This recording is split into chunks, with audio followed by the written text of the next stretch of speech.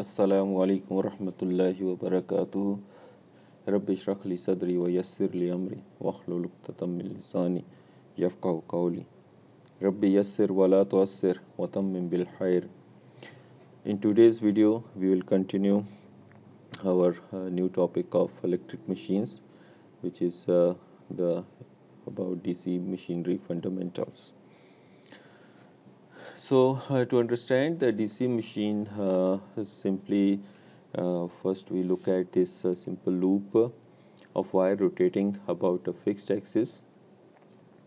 So normally we know that the rotating part is called the rotor and the stationary part is called the stator. So the magnetic field for the machine is supplied by the these permanent magnets, which is consist of North Pole and the South Pole.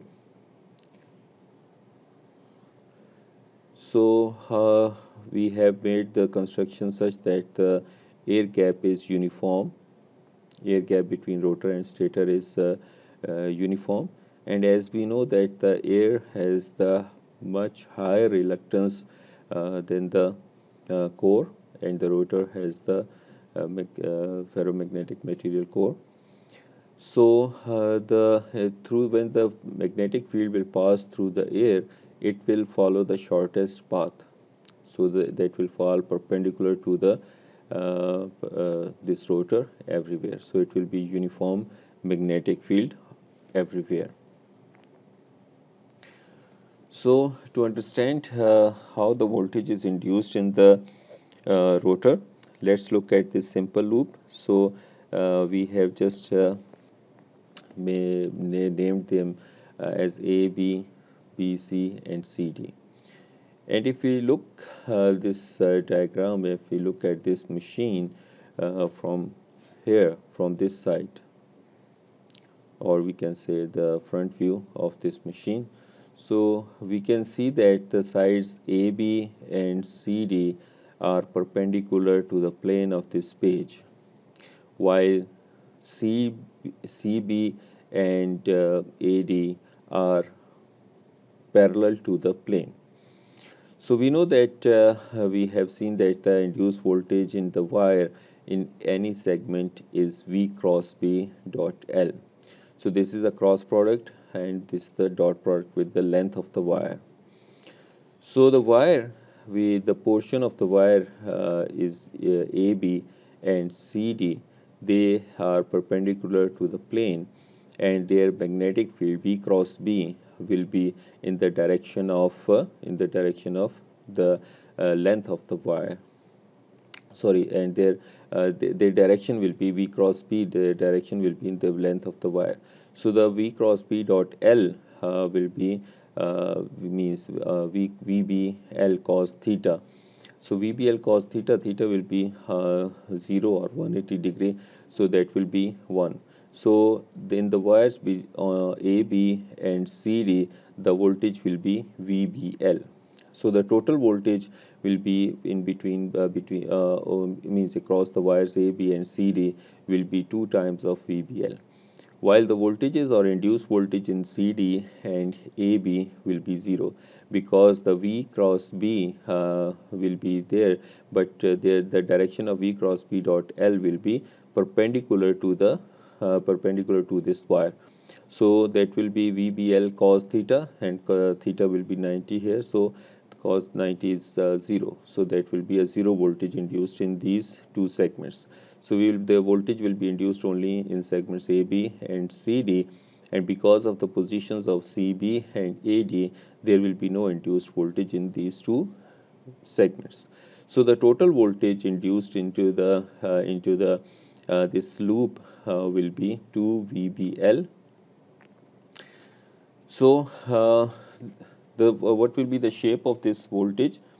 So let's look at this figure. When this wire or the loop is under the pole face, suppose here it is in the north pole. So if the voltage induced is positive, so that will be here, it will be 2 VBL. But once it will be rotated, and this wire segment will come under the south pole, So what will happen? The direction of the voltage will be changed. So the direction of voltage will be changed. So that will be in the negative side. So what we will get is the alternating voltages induced into this rotating loop. So there is another way to look at this by using its rotational speed, and that is very simple. So alternate way to express the induced voltage, which clearly relates the behavior of a single loop to a behavior of a larger real DC machines.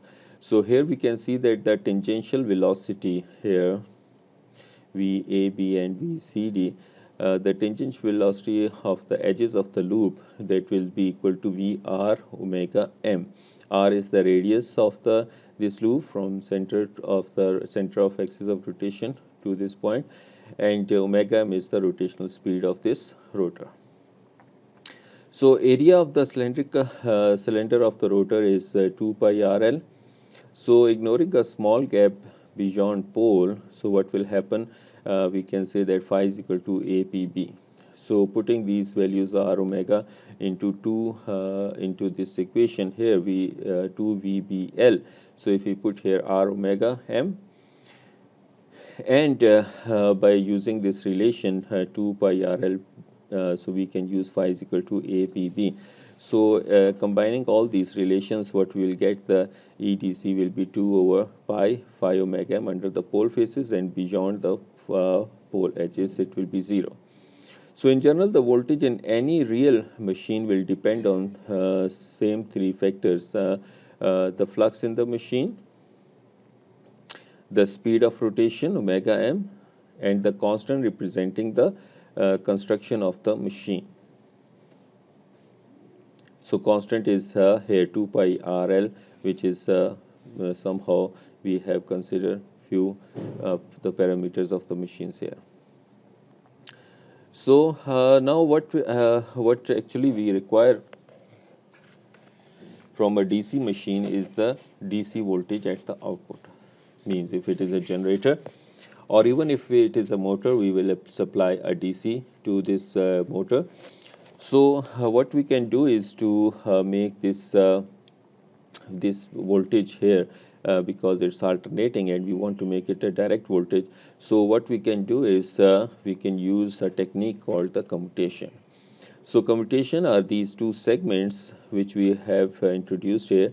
So what they will do actually, we have these, if you can see here, these are two half cuts which are joined together to this loop of the wire. So what happens that when we have this plus and minus here, so what happens that when it crosses this gap and touches again here, so the voltage induced in the segment A, B, or C, D will be the same at every point, is same for every rotation. So in that case, we will have the direct voltage. So two fixed contacts are set up at an angle such that at the instant when the voltage in the loop is 0, and when the voltage in the loop will be 0, when it will pass through this portion where the north and south pole has this gap. So the contacts short circuit the two segments. We call them as the brushes. We wave through the brushes. So these are the slip rings, and we call them as the commutators because they commute the voltage. They commute the voltage actually. So what will happen actually? We will get the induced voltage in this form, which is now direct and unidirectional.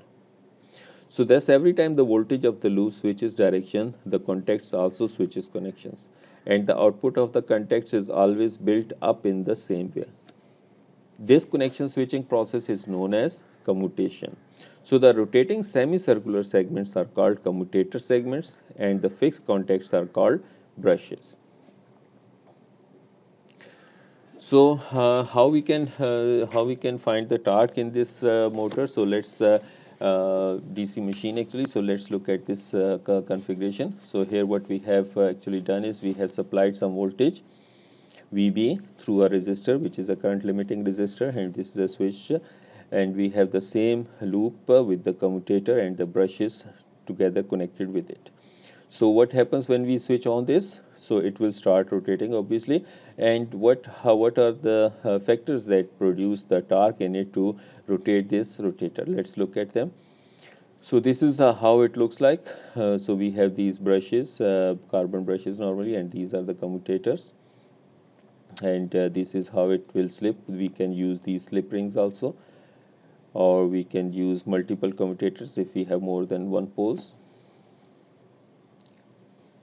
So torque induced will be the same way. We have to do the same with it. It will be induced into the torque. So there we have to look into the loop in every segment. So how much torque will be produced in the loop when the switch is closed? So the approach is to examine one segment of the loop at a time and then sum the effects of all the individual segments. The force on the segment of the loop is given by F is equal to I into L cross B. And the torque on the segment is, we know that this is what we have seen in our very first chapter of this book. Tau is equal to RF sine theta. So the resulting total induced torque in the loop is 2RILB. So remember that there will be only the induced torque in segments A, B and CD. There will be no induced torque in segments C, B and AD. So that's why we will have only 2 times of these segments. So again, using this, using by effect that AP is equal to pi RL and phi is equal to APB, the torque expression can be written as a 2 over pi phi I. So it will depend on the same 3 factors here, the flux in the machine, the current in the machine, the constant representing the construction of the machine. So, so here we can see that how the torque is produced in this machine. So I will stop here and hope you have understood what we have studied in this video. So still, if you have any question, please feel free to ask. Stay blessed. Assalamu alaikum wa rahmatullahi wa barakatuh.